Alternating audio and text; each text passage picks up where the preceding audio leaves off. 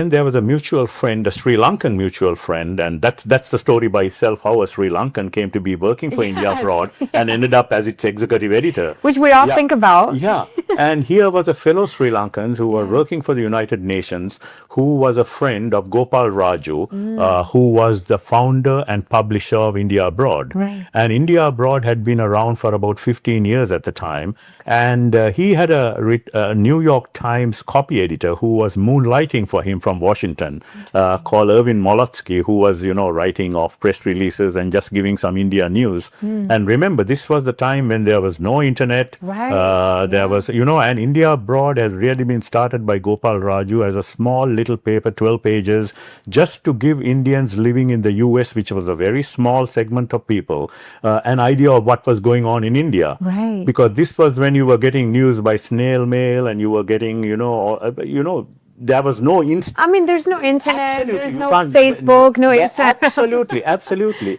So Gopal Raju wanted a young guy to be in Washington who could hustle and, mainstream the paper from an ethnic mold to somewhat a mainstream mold by giving them news about how Congress works, how the State Department works, how policy is made.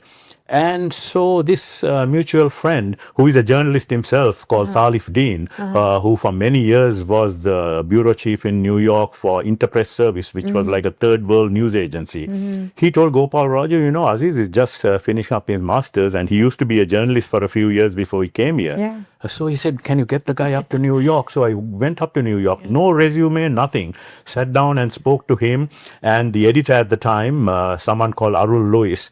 And I hired, and then I went back, and even while doing my finals and my thesis for my master's, here I was writing, And then I started hustling. I got my credentials in Congress. I would go down to the basement where they had the small trolley that goes where the congressmen, senators. I would jump into that, start interviewing people and all that.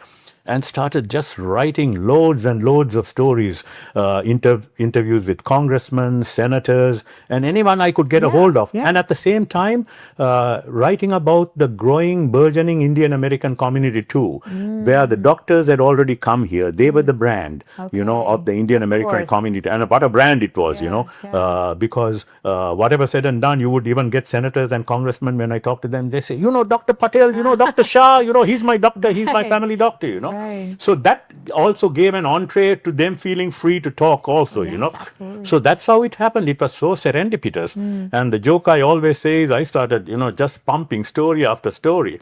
Gopal Raju told the accountant, put the guy on salary. It's more economical than paying him by the word. Exactly. Wow. Yeah. And you did. And I can understand your parents and others who, for them, they waited for India Abroad every week, because that's what gave them news, not just of only India at the time of what was going on, but also US-India relations, and also what the community was doing in terms of political involvement first, and then ultimately political empowerment. So